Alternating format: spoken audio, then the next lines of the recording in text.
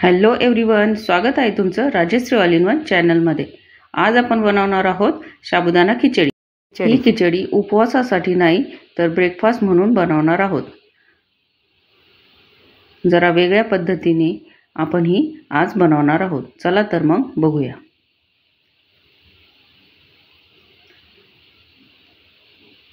इथे मी 2 वाट्या साबुदाणा रात्रभर पाण्यात भिजत घातला होता।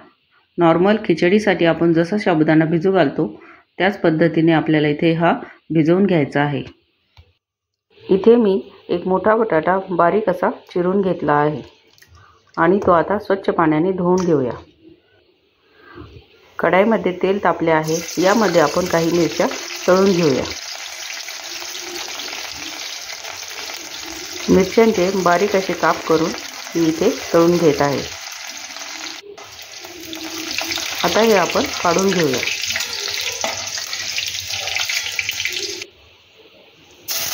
यानंतर यामध्ये आपण बटाटा घालून घेऊया।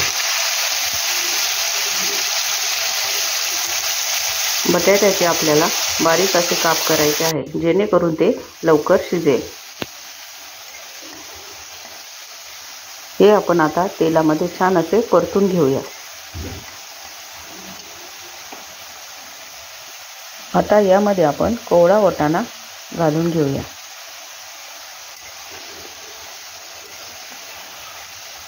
हे दोन्ही छान असे आपण तेलावर परतून घेऊया।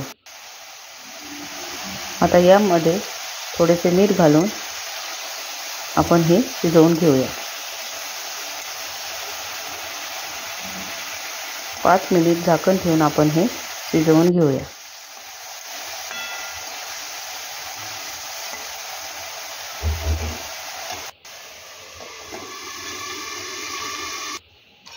तोपर्यंत आपण शेंगदाण्याचा कूट करून घेऊया। हे बघा, इथे बटाटे छान असे परतले आहे आणि त्यांचा कलरही थोडासा चेंज झालेला आहे। आपण चेक करून बघू। हे बघा, बटाटे इथे शिजलेले आहे।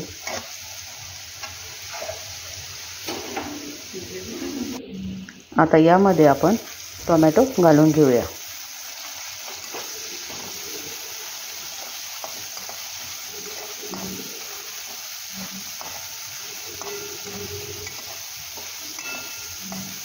टोमॅटो ही त्याचा कच्चेपणा जाऊपर्यंत आपण परतून घेणार आहोत।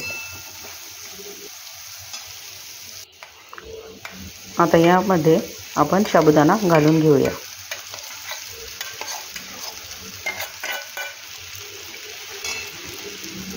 आता यानंतर तळून घेतलेल्या ज्या मिरच्या आपण बाजूला काढून ठेवल्या होत्या त्या यामध्ये टाकून घेऊया।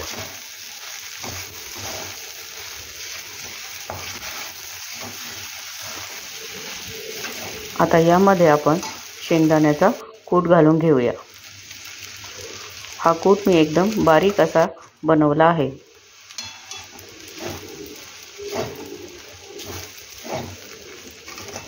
हे सर्व आपण छान असे मिक्स करून घेऊया।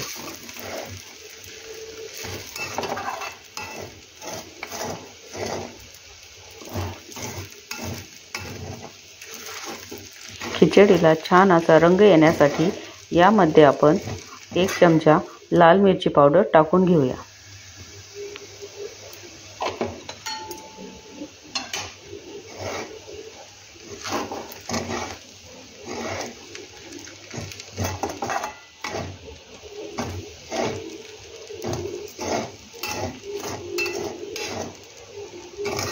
आता यामध्ये चवीनुसार मीठ टाकून घेऊया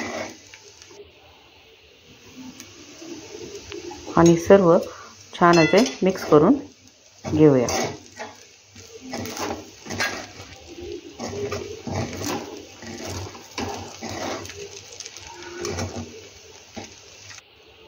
यानंतर सर्वात शेवटी यामध्ये आपण कोथिंबीर घालून घेऊया। हे बघा, किती कलरफुल अशी आपली इथे साबुदाणा खिचडी दिसत आहे। अजिबातही चिकटपणा या खिचडीला आलेला नाहीये। अगदी मोकळी अशी आपली ही साबुदाणा खिचडी इथे तयार झाली आहे। यामध्ये आपण थोडेसे तेल टाकून घेऊया आणि आणखी 5 मिनिट शिजवून घेऊया। इथे आपली खिचडी छान अशी शिजलेली आहे। तुम्हाला हवं असेल तर यामध्ये तुम्ही जिरे पावडरही टाकू शकता, त्यानेही खिचडीला छान अशी चव येते।